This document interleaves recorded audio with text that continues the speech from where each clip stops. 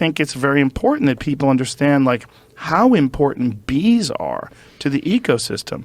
If all bees died, all people die. We have to really understand that. Like, there is a gigantic system that's in place. And I'd like to hear you talk about that, because there is a crazy system in place with like how our food is made, Yes. how our plants are pollinized. It's all done through these magical little creatures that you're fascinated with. It is. And one of the things about sharing my work with the world is that I've realized that people don't know a lot Right. about bees or how important they are.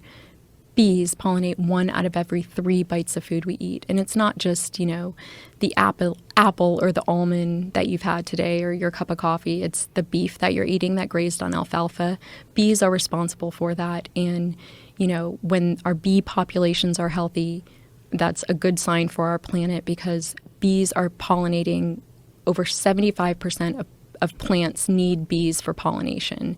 And our world would look so different without honeybees and the over 20,000 species of bees that do so much work for our planet. And, there's a lot of other beekeepers out there like me trying to help bees and doing wonderful work for bees. But I do feel like, beekeeping is a really noble profession, because you're helping these creatures that do so much work for us. And, if we want our grocery shelves to look like they do now, and to have a diverse diet, we need to treat our bees better and make sure our bee populations are healthy.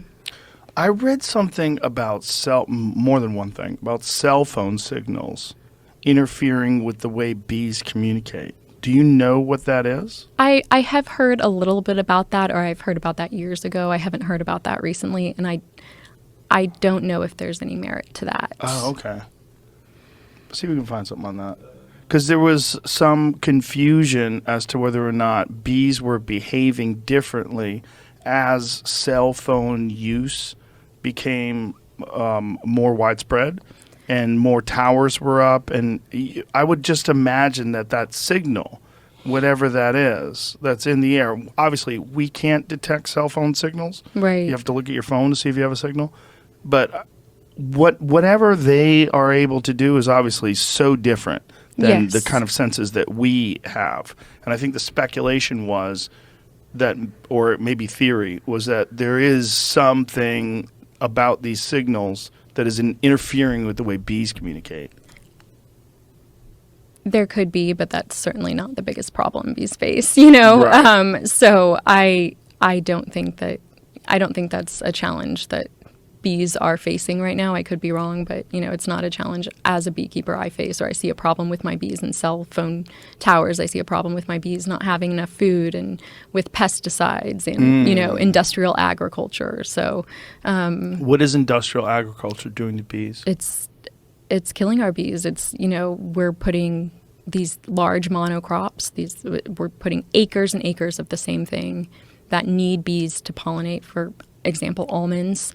Almonds are almost entirely dependent on bees for pollination, and so we would have no almonds if we didn't have bees. And we're shipping our bees across the country, to pollinate the almond crops in California, and then maybe up to the apples in New York. And we're putting them in these areas where they only have one food source, which isn't healthy for them or for anybody. They only have it for a short period of time. So, they can only collect food there for a little while, and there may or may not have pesticides sprayed on this food that the bees are collecting. But at the end of the day, bees weren't made to be shipped on, or bees shouldn't be shipped on semi-trucks across the country to pollinate these places where there's just one thing living, and we're forcing the bees to pollinate, this one crop. So that's how they do it. They bring in bees. The way that most beekeepers earn a living is through commercial pollination services. So we need bees for food like almonds, and plants are pollinated one of two ways. They're self-pollinating or they're cross-pollinating, and they need some help to reproduce and to fertilize. And bees are the best pollinator our planet has. So when bees go out and collect food for themselves, they're pollinating plants and making sure plants are reproducing. And without bees, we wouldn't have, many, many foods. But it's not just us. It's so many creatures who rely on bees for their food system as well. So when a beehive, when some beekeeper brings, like, say there's an almond plantation and they bring these bees in, where are they getting these bees? From, commercial beekeepers who keep them most often in the South will overwinter the bees in the South where, like right now our bees can still go out and forage, but in colder climates it's the bees will stay in the hive. So I have beekeeping friends in Colorado who don't see their bees for months on end because if it's about 55 degrees Fahrenheit or below, the bees won't leave the hive and they're just clustering inside. So, we'll have beekeepers from all around the country ship their bees and do this pollination circuit. And, they'll come from all different areas, Texas, California. We'll have some beekeepers. Florida is a big place for beekeepers. And what are they feeding their bees? Like, how are they keeping their bees alive when they're doing this? They're pollinating the almonds, so that is food for the bees. Once they get there. But when they acquire them in order to ship them, how are they doing that? As beekeepers, we're supplementing food for the bees all the time because there simply isn't enough. I mean, that's one of the biggest challenges facing bees is habitat loss, and that extends. It's not just honeybees, but it's, the over 20,000 species of bees that we share this planet with. They're all feeling the effects of not having enough food or not having a diverse enough diet.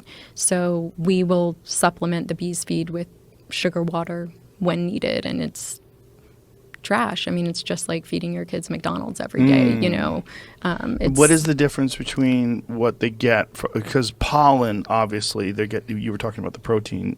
Sure. Is there a way to give them something artificial or supplement something exogenous that is akin to pollen? There is a pollen substitute. Yep. Yeah? It's mostly made of like a soy powder, but it's all. That's not good for them either? It's not natural food. It's not what the bees are meant to have.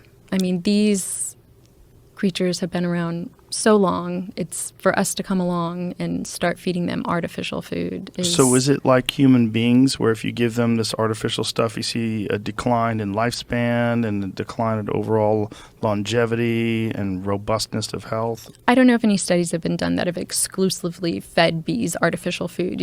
Bees need natural food to live. We wouldn't want bees to live on exclusively artificial food.